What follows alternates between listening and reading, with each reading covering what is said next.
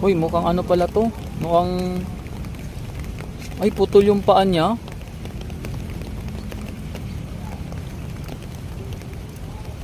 Ala, ba't kayo naputol yung paa nito? Kawawa naman.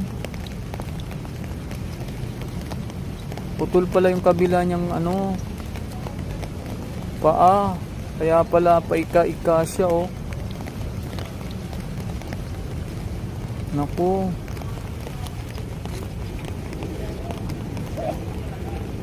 Mukhang naayos. Ay, ano, mukhang nilagyan ng goma. Ayan, oh, putol. Kawawa naman.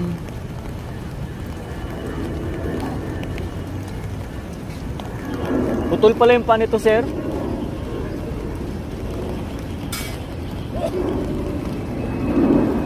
Kawawa naman yung ibon.